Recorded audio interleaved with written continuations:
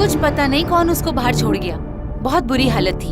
अच्छा, किसी को वहाँ से जाते हुए नहीं देखा? नहीं। कैसी हालत है अभी उस लड़की की? अब तक वो बेहोश है, सर में गहरी चोट लगी है। ओह, उसके पास से कोई ऐसी चीज मिली जिससे उसकी पहचान हो सके? वो कौन है, कहाँ की रहने वाली है? नहीं, ऐसा कुछ भी नहीं पता चला। तब तो हमें उसके फोटोग्राफ निकालने पड़ेंगे ताकि उसके रिश्तेदारों की पहचान हो सके। ठीक है।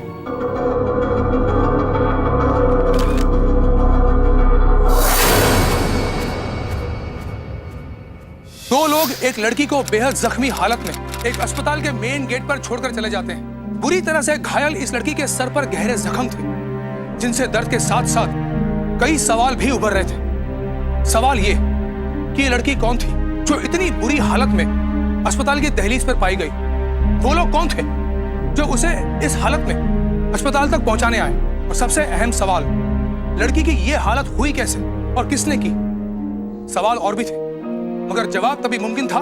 कई बार हादसों में सर पर चोट लगने की वजह से माइल्ड एमनीसिया का असर देखा गया है। कविता को कुछ कुछ बातें याद आ रही थी। डॉक्टर के लिए यह खुशी की बात थी। वो जान गए थे कि कविता की याददाश्त पूरी तरह से नहीं गई है, और उन्हें उम्मीद थी कि कविता को और बातें भी याद आएंगी। जाहिर है कविता भी यही चाहती थी कि उसकी याददाश्त पूरी तरह से वापस आ जाए। वो जानना चाहती थी कि वो खुद कौन थी, उस पर जानलेवा हमला किसने किया था।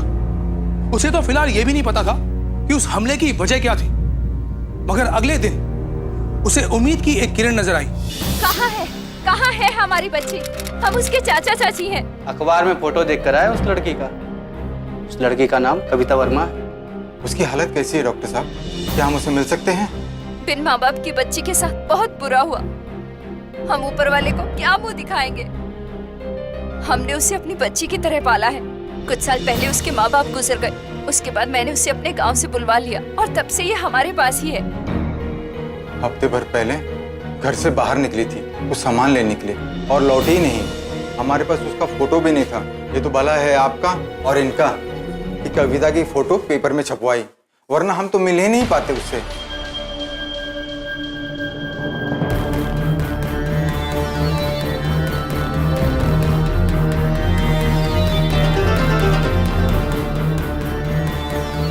कहाँ चली गई थी मेरी बच्ची अपनी चाची को छोड़कर? भगवान का लाख लाख शुक्र है कि तुम मुझे मिल गई। इनको अभी तक कुछ याद नहीं है। कहाँ से आई है, कौन है, कुछ भी याद नहीं है। कोई बात नहीं बेटा, हम तेरा इलाज शहर के बड़े से बड़े अस्पताल में करेंगे। तू एकदम से ठीक हो जाएगी। डॉक्टर साहब, इसे छुट्टी दे दीजिए। सबसे पहले हम इसे घर ले जाना चाहते हैं। शायद अपने घर जाकर इसे कुछ याद आ जाए। डॉक्टर साहब, अब तो ये बिल्कुल ठीक हो गई है ना? डिस्चार्ज दे दो, छुट्टी करो।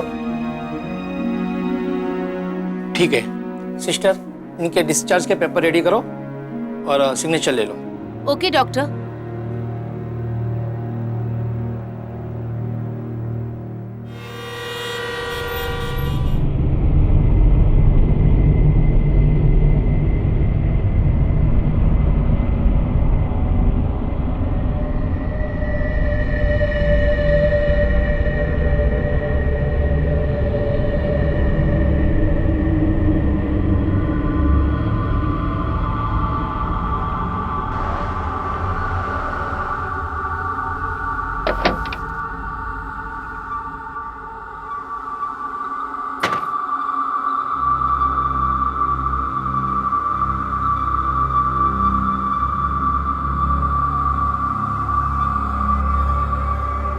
यहाँ तो कुछ भी जाना पहचाना नहीं लग रहा है। लगेगा, पहले अंदर तो चलो।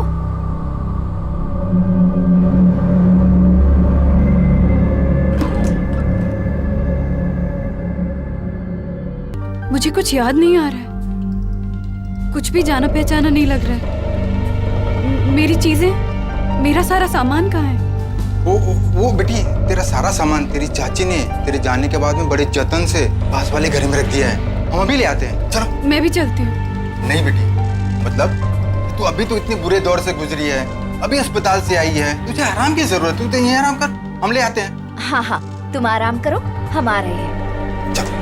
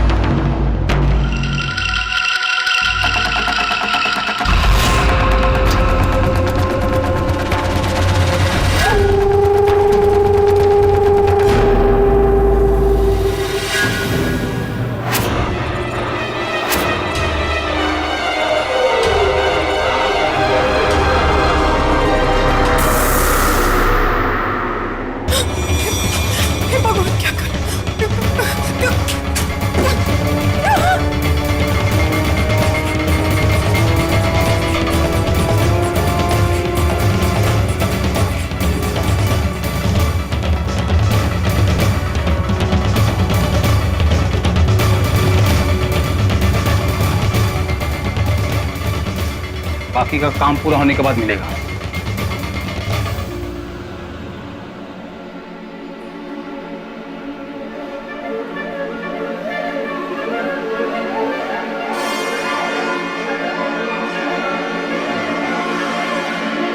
लड़की कहाँ है? उसको तो यहीं छोड़ा था हमने। अबे लड़की कहाँ है? यहीं छोड़ के गया था। अच्छे से देख।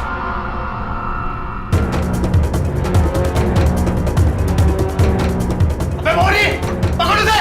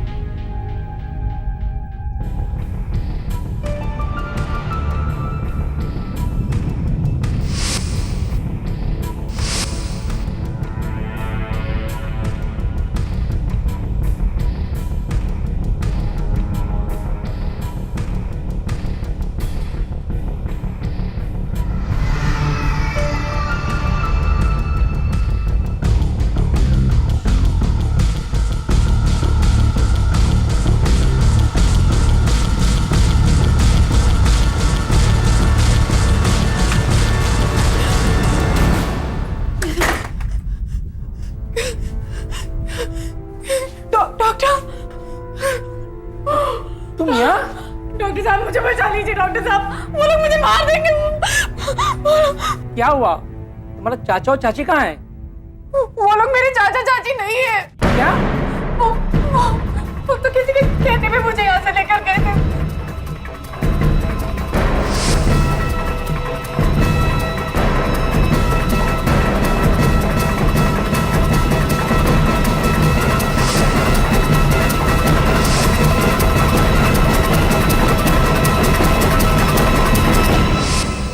मुझे जान से मार देंगे। मुझे बचा लीजिए डॉक्टर साहब, मुझे बचा लीजिए। मैं मरना नहीं चाहती। वो मार देंगे मुझे, वो मार देंगे। तुम्हें कुछ नहीं होगा, मैं अभी पुलिस को फोन करता हूँ।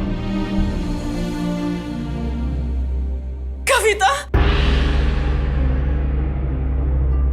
कविता मेरी बच्ची। कविता, आप कौन है? कविता, हम तेरे मम्मी पापा है बेटी।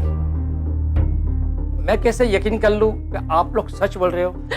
हमने अखबार में पढ़ा था कि इसकी याददाश्त खो गई है। देखिए, हम ये ले आए। देखिए, ये देखो तुम, ये देख मैं, तेरी मम्मी, तेरे पापा, और ये तू, ये देख रही है बेटा।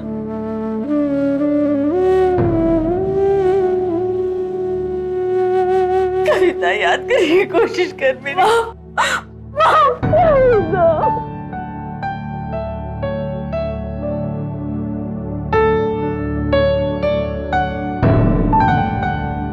आखिरकार कविता अपने माता पिता के साथ अपने घर वापस लौट गई। कविता का घर शहर से काफी दूर था, इसलिए उन्हें कविता को ढूंढने में कुछ वक्त लग गया। मगर कविता पर हुआ यह दूसरा हमला किस ओर इशारा कर रहा था? आखिर वो लोग कौन थे जो कविता के नकली चाचा चाची बनकर वहां पर आए थे? वो आदमी जिसने कविता पर हमला किया था, उसकी कविता के साथ क्या दुश्मनी थी? कविता के सर पर लगी चोट की वजह से कविता अपने अतीत के साथ साथ अपने वर्तमान के साथ भी लड़ रही थी। कविता ये समझ ही नहीं पा रही थी कि आखिर उसने ऐसा क्या किया था, इसकी वजह से कई लोग उसकी जान के दुश्मन बन गए थे। डॉक्टरों से बातचीत के दौरान कविता के माता पिता ने यह बताया कि 10 दिन पहले कविता घर से बुटीक के लिए निकली थी और फिर सीधे उन्हें कविता इस हालत में मिली। यानी कि बात बिल्कुल साफ है कि घर से बुटीक के सफर में कविता के साथ कोई अनहोनी हुई थी। मगर क्या अनहोनी हुई थी? कविता के साथ इस सफर के दौरान क्या हुआ था? इन सवालों से पर्दा तभी उड़ सकता था जब कविता की याददाश्त वापस लौटती।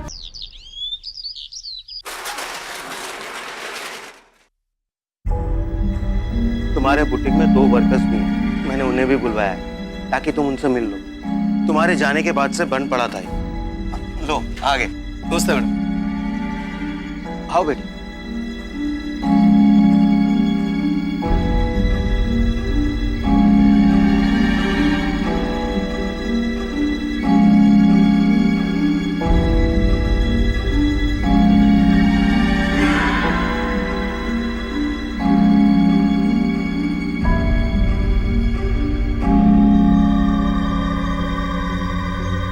बेटी कुछ याद आया? ये जगह देखकर भी कुछ याद नहीं आ रहा पापा, कुछ भी नहीं। हेलो, कविता क्रिएशंस। कौन? कविता को फोन दे। आपके लिए मैडम। मेरे लिए? हेलो, कविता वर्मा बोल रही, बोलिए। तो तुम मरी नहीं, वापस आ गई। पहले तो तू बच गई, लेकिन अब नहीं बचेगी तू। चली जा यहाँ से, वरना मर जाएगी। कौन बोल रहा है? कौन बोल रहा है? हेलो, कौन बोल रहा है? हेलो हेलो, क्या बोल रहा था? और बेटा तुम इतने परेशान क्यों हो? धमकी, कोई मुझे धमकी दे रहा था पापा। कह रहा था कि इस बार तो मैं बच गई, पर इस बार नहीं बचूंगी। कोई मुझे मारना चाहता था पापा। मैं बच गई, लेकिन वो फिर मुझे मारने की कोशिश करेगा, मुझे मार देगा वो। नहीं बेटी नहीं, कुछ नहीं होगा तुम्हें। मैं तो जानती भी नहीं हूँ कि मैंने क्या किया है। कह रहा था यहाँ से चली जा। यहाँ कुछ हुआ था? आप लोगों को कुछ पता है? कुछ हुआ था? मैंने कुछ किया था? कुछ भी याद कीजिए प्लीज। नहीं, यहाँ तो कुछ भी नहीं किया आपने। हाँ, कुछ भी नहीं।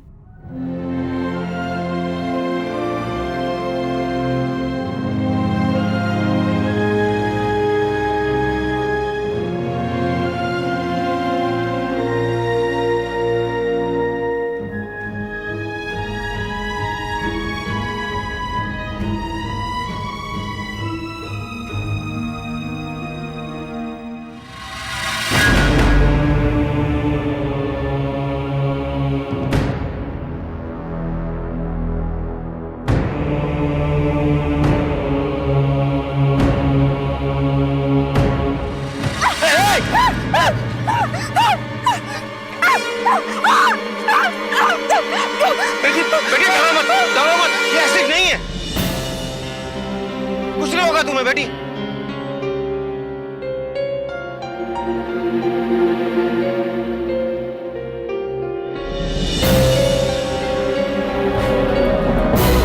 कविता वर्मा को जान से मारने की धमकियां दी जा रही थी, मगर वो समझ ही नहीं पा रही थी कि उसने ऐसा किया क्या था कि बुरे और बदमाश लोग ही नहीं बल्कि पुलिस भी उसे उस इलाके से चले जाने को कह रही थी। उसे डरा रही थी कि अगर वो नहीं गई तो फिर से उसके साथ एक बड़ा हादसा हो सकता है। मगर कुछ दिनों बाद उसे एक रास्ता नजर आया, वो चेहरा जो उसे बार बार दिखाई दे रहा था। ये चेहरा ही इस सारी गुत्थी को सुलझाने की ताकत रखता था। आलोक वर्मा ने अपने एक पुराने दोस्त से बात की, जो एक आर्टिस्ट थे, जो पोर्ट्रेट्स यानी कि लोगों की पेंटिंग बनाते थे। कविता ने उनकी मदद से उस चेहरे को कागज पर उतारने की कोशिश की। बेटी, ये मेरे दोस्त महराज जी बहुत अच्छे स्केच आर्टिस्ट है। तुम्हें बस वो इंसान का हुलिया बताना है और ये चुटकियों में उसकी स्केच तैयार कर देंगे। आप अपनी आंखें बंद कर लीजिए, बंद करके उस औरत का चेहरा याद कीजिए, कैसी दिखती थी वो।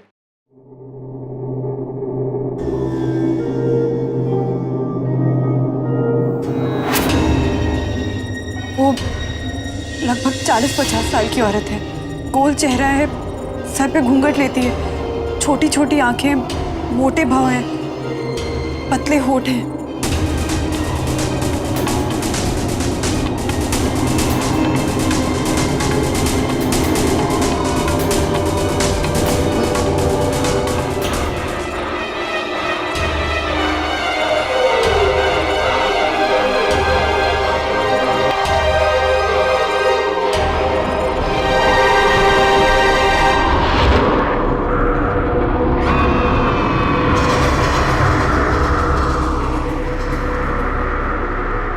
देख लीजिए कैसा।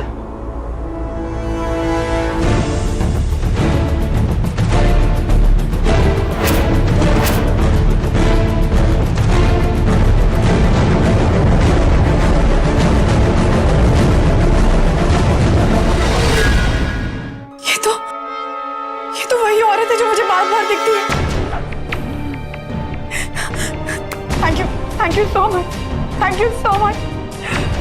हम शायद मैं पता लगा सकूंगी कि मेरे साथ क्या हुआ था। Thank you, thank you.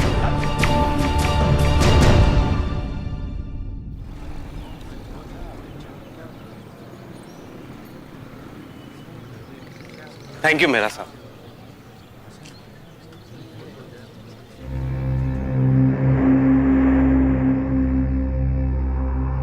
छी, कितनी गंदी औरत है ये। ऐसी औरतों की जगह तो कोठे पे होनी चाहिए। क्या बोला तूने मेरी बेटी के बारे में? क्या बोला? वही बोला जो है सब बोल रहे हैं। पहले अपनी बेटी की करतूत देखो, दूसरों की गिरबान पकड़ने चले हैं।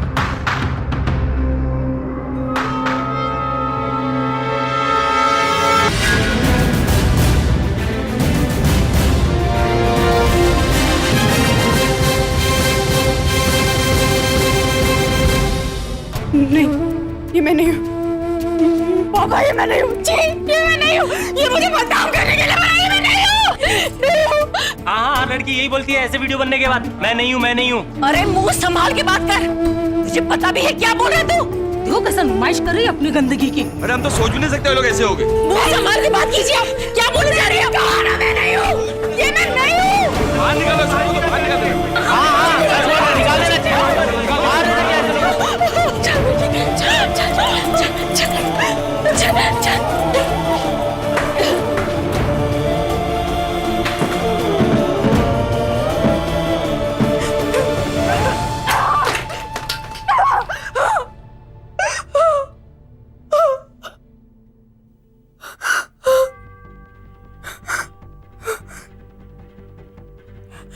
नहीं, मैं चुप नहीं बैठूंगी। मैं किसी भी हाल में उस औरत को ढूंढकर खुद को निर्दोष साबित करके रहूंगी। मैं चुप नहीं बैठूंगी, नहीं। बेटी, मैं जाता हूँ उसे ढूंढने के लिए, तुम घर पर ही रहो। तुम्हारा बाहर निकलना ठीक नहीं।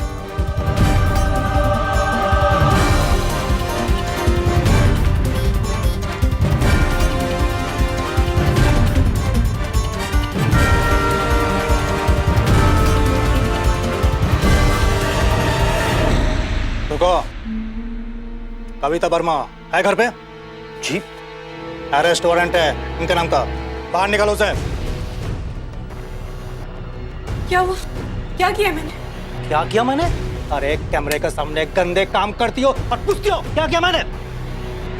चलो हाथ पर लगाओ। नहीं इंस्पेक्टर साहब, ये आप क्या बोल रहे हैं? इंस्पेक्टर साहब, मैंने क्या किया? कोई मुझे बताएगा? सब मेरे पीछे क्यों पड़े हुए? अरे तुझे तो ये सब गंदे काम करने से पहले सोचना चाहिए था।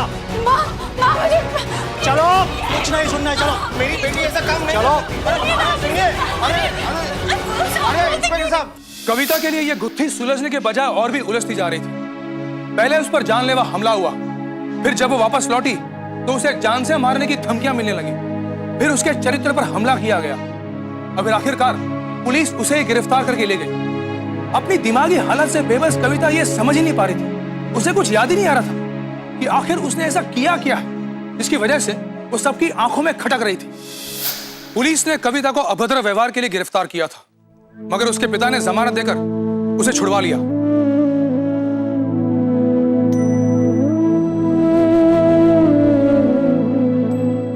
अब कविता चुप बैठने वाली नहीं थी। उसने ठान लिया था कि अब वो सच्चाई जानकर रहेगी।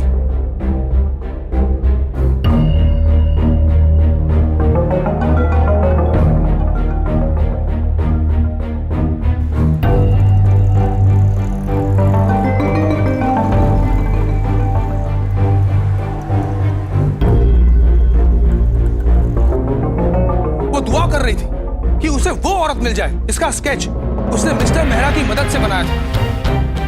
कई दिनों तक यहां वहां भटकने के बाद वो औरत उसे नहीं मिली, मगर इसी बीच एक दिन उसे एक अनजान आदमी का फोन आया।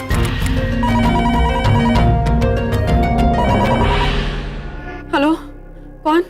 मैडम, आप जिस औरत को ढूंढ रही हो, मुझे उसका एड्रेस मालूम है। क्या? हाँ, एक सेकंड। हाँ बोलिए, बताइए। हाँ हाँ, मैं अभी आती हूँ। Thank you so much, thank you.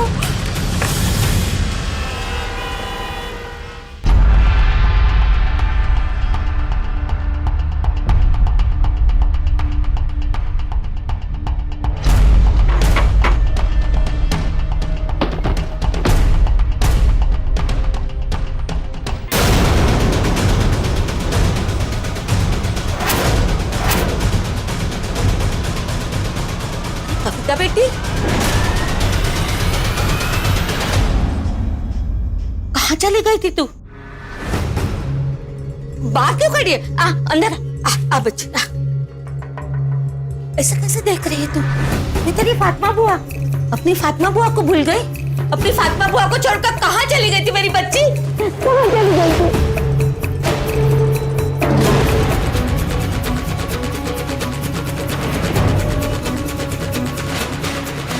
Salma, कविता वापस आ गई। ये सलमा है। इसकी इज्जत बचाने के लिए तूने अपने आप को गुंडों के हवाले कर दिया था। मैंने? क्यों? बेटा, मैं जानती हूँ तू सब कुछ भूल गई है। उन गुंडों ने तुझे कितना मारा था, बहुत मारा था बेटा। क्यों? क्या किया था? किया नहीं, मना कर दिया था। मैं तुझे बताती हूँ।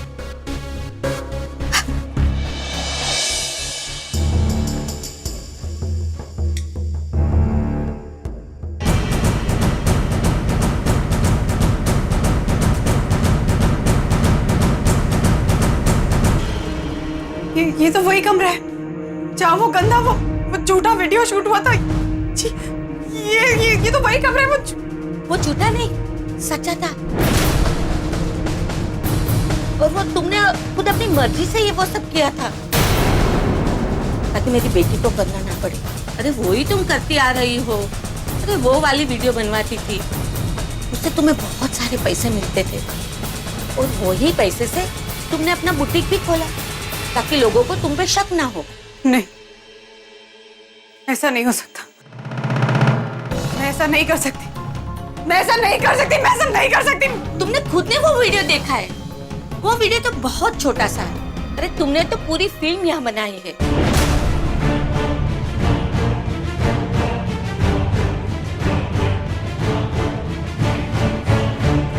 नहीं, मैं ऐसा नहीं कर सकती। नहीं बेटी, तुम्हें क्या झूठ बोल रही हूँ? अम्मी, अम्मी वो लोग आ गए। उनको पता चल गया कि कविता यहाँ आई है। कौन लोग? अरे वही गुंडे लोग जिन्होंने तुम्हें मार मार कर अधमरा कर दिया था क्योंकि तुमने सलमा की इज्जत बचाई थी ना। फिर से मेरी बेटी पे हमला करेंगे। अगर तुमने वो फिल्म बनाने को इनकार कर दिया तो बेटी मैं तुम्हारे सामने हाथ जोड़ती हूँ, तुम मना मत करना। वो लोग हम सबको मार डालेंगे। मैं ऐसा कभी नहीं हाथ जोड़ती हूँ, कभी नहीं कर सकती। छी, सबको मार डालेंगे बेटी।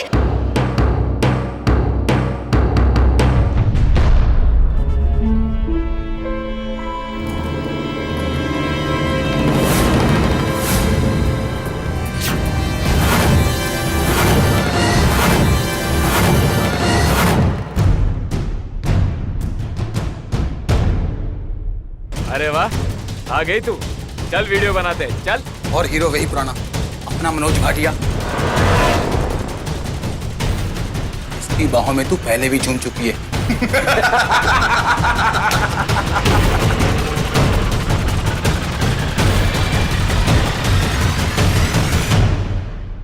मुन्ना, जा अंदर जाकर कैमरा लगा।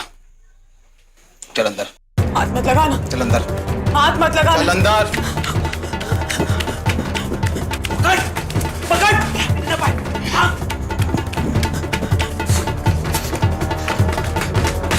अबे कांदी, तू उस तरफ जा। ठीक, तुम इधर आओ।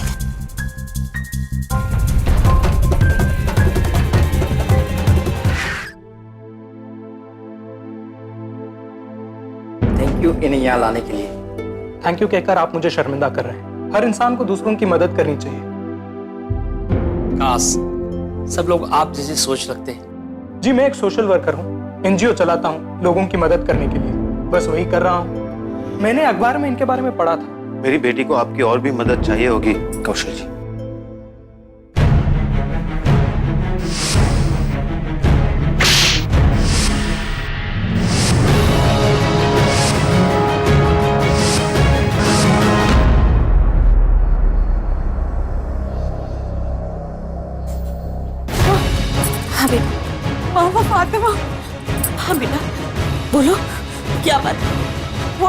औरत नहीं है माँ। वो मेरी हमदर्द नहीं, मेरी दुश्मन है। मेरी तो क्या, वो पूरे समाज की दुश्मन है। बहुत बुरी औरत है माँ, वो बहुत बुरी औरत है वो। क्या किया है उसने?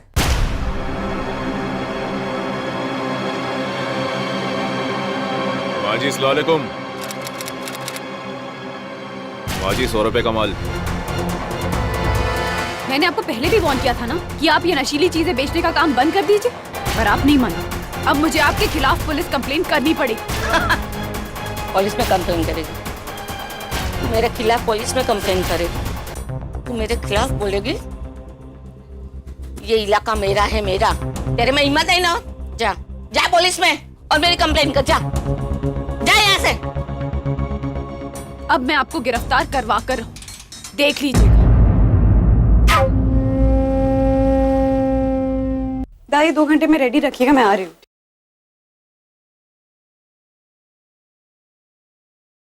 ऑटो, ऑटो, ये क्या है यहाँ? ऑटो भी नहीं रुकता है। छोड़ो। मना किया था ना? हाँ, फिर तू पुलिस में गई मेरी शिकायत करने के लिए। अब मैं तेरी ऐसी हालत करूंगी कि जिंदगी भर तू मुझे भूल नहीं पाएगी। ये देख ले, आज मेरा चेहरा तो ढंग से देख ले।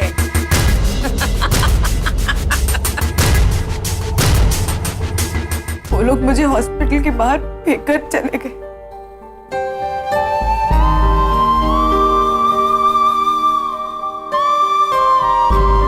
फिर जो आप सब जानते हैं। नहीं बेटी, नहीं जानते थे। तुमने कितना सहा, कितनी तकलीफें झेली, तुम्हें कितना ढूंढा, कहां कहां नहीं गए हम। पुलिस स्टेशन में रिपोर्ट भी की, पर तुम्हारा कुछ पता न चला। अब मालूम हुआ कि तुमने कितनी यातनाएं झेली होंगी। वो भी सिर्फ इसलिए क्योंकि तुमने उन बुरे लोगों के खिलाफ शिकायत दर्ज की। मैं हार नहीं मानूंगी।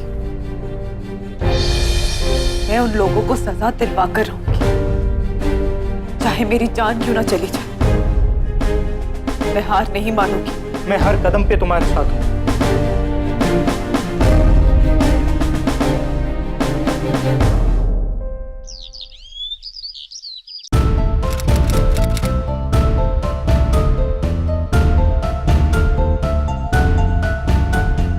मुझे FIR दर्ज करानी है। फातिमा, उसकी बेटी सलमा और उनके 4 साथियों के खिलाफ। ये लोग शास्त्री नगर के इलाके में ड्रग्स बेचते हैं और इन्हीं लोगों ने मुझे जान से मारने की कोशिश भी की। देखो, तुम बहुत बड़ा रिस्क ले रही हो। मैंने तुम्हें पहले भी समझाया था, आज भी समझ रहा हूँ। उन लोगों से दूर रहो, उसमें ही तुम्हारी भलाई है। मेरी भलाई की चिंता करने की जरूरत आपको नहीं है। आप सिर्फ अपने काम पर ध्यान दीजिए, वरना ऐसा ना हो कि आपको अपनी नौकरी से हाथ धोना पड़े। क्योंकि इस बार मैं अकेली नहीं हूं, मेरे साथ पूरा समाज है। इसलिए सिर्फ अपना काम कीजिए, FIR दर्ज कीजिए। ठीक है, बैठिए।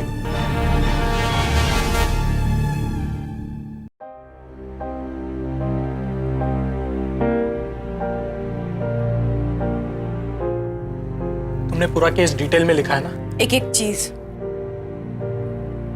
जो कुछ भी मेरे साथ हुआ और जिन लोगों की वजह से हुआ, सब कुछ। गुड। अब ये सब इन सबको मेल कर दो। Commissioner of police, home minister, prime minister, chief minister's office को भी। और हाँ, पहले जो ANC को मेल भेजा था वो भी अटैच कर दो। जी।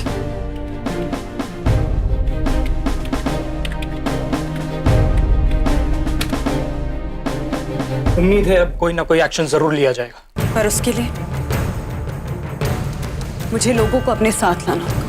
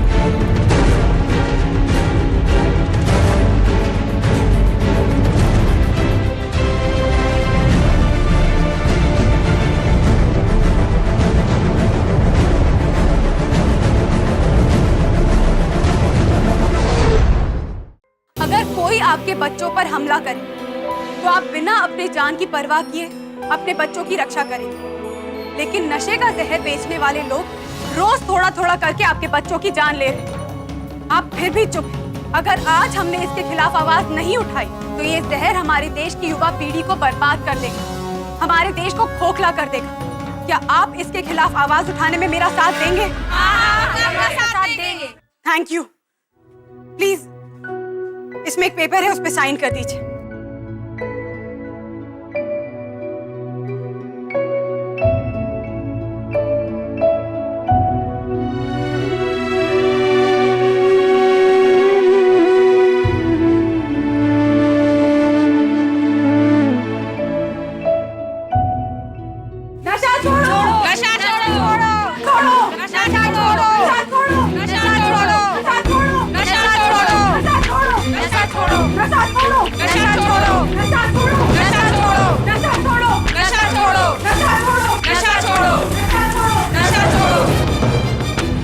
आज कविता की खाम कोशिश की वजह से समाज में जागरूकता आई। इस मुहिम के चलते न जाने कितने ही लोगों के अपनी जिंदगी बचा पाए, न जाने कितने ही ऐसे लोग जो नशे के आदी हो चुके थे नशे से मुक्ति पा चुके हैं। कविता के इस धैर्य और बहादुरी को देखते हुए आज सारा देश कविता को सलाम करता है। मैडम, हमें माफ कर दीजिएगा मैडम। उन लोगों ने हमें जान से मारने की धमकी दी थी। अरे अरे काले यार आप, काले यार। इसी डर के मारे हम लोग चुप रहे मैडम। डर मुझे भी लगा था, फिर सोचा मेरे चुप रहने से न जाने कितने मासूमों की जान चली जाएगी। ये लोग इसी तरह नशीले जहर बेचते रहेंगे और मासूम लोग मरते रहेंगे। फिर मैं और डर गई कि मैं इतने सारे लोगों की जान जाने की जिम्मेदार बन जाऊं। इसीलिए मैंने डरना छोड़ दिया।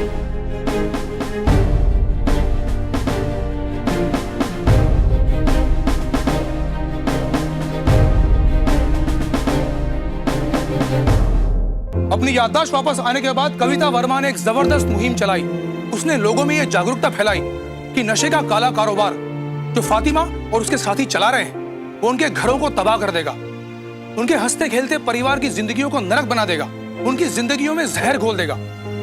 कविता की ये सारी बातें उनके दिमाग में घर कर गई और फिर उन सब ने मिलकर फातिमा और उनके साथियों के खिलाफ एक जबरदस्त जंग छेड़ दी। पिछले साल हुआ एक सर्वे के अनुसार हमारे भारत देश में करीब 50 लाख से भी ज्यादा लोग हीरोइन जैसे जानलेवा नशे के शिकार हैं और 1 करोड़ से भी ज्यादा लोग अन्य प्रकार के नशे के जाल में फंसे हुए हैं। यह जहर हमारे समाज को अंदर से धीरे धीरे खोखला कर रहा है। इसे रोकने के लिए सरकार ने हर राज्य की पुलिस स्टेशन और क्राइम ब्रांच में एंटी नार्कोटिक्स सेल स्थापित किए हैं जो नशे के खिलाफ मिलने वाली शिकायतों पर कार्रवाई करते हैं। अगर आपके इलाके में भी ऐसा कोई शख्स या गिरोह मौजूद है जो ऐसे नशे का काला कारोबार कर रहा है तो अपने राज्य की पुलिस की वेबसाइट पर जाकर एंटी नार्कोटिक सेल के नंबर पर फोन कर सकते हैं और शिकायत दर्ज करवा सकते हैं ताकि नशे का यह काला कारोबार पूरी तरह बंद हो जाए। कविता वर्मा और सोशल वर्कर कौशल सरन की चिट्ठियों का भी असर हुआ और फातिमा शेख और उनके चारों साथियों को गिरफ्तार कर लिया गया। उन पर कविता पर जानलेवा हमला करने का भी केस दर्ज किया गया। ये कविता की बहादुरी और हिम्मत ही थी जो उसने ऐसे असामाजिक तत्वों के खिलाफ इतना बड़ा कदम उठाया। अगर कविता एक सच्चे नागरिक होने का सबूत नहीं देती, वो उनके अपराध को देखकर भी अनदेखा कर देती, तो शायद नशे का यह काला कारोबार यूं ही चलता रहता। मगर उसने ऐसा नहीं किया और वो सभी लोग आज जेल की 4 दीवारियों में कैद है। सावधान इंडिया कविता की इस बहादुरी हिम्मत को दिल से सलाम करती है और उम्मीद है कि कविता की यह हिम्मत हम सबके दिल में जुर्म के खिलाफ लड़ने के हौसले को और मजबूत कर देगी ताकि हम अपराध के मुख्य दर्शक ना बने बल्कि उसका मुंह तोड़ जवाब दें। अब मैं अमर उपाध्याय आप सबसे इजाजत चाहता हूं। कल फिर हाजिर होंगे जुर्म से जंग की ऐसी ही सच्ची साहस भरी दास्तान लेकर। तब तक सावधान इंडिया, 100 फाइट बैक्स।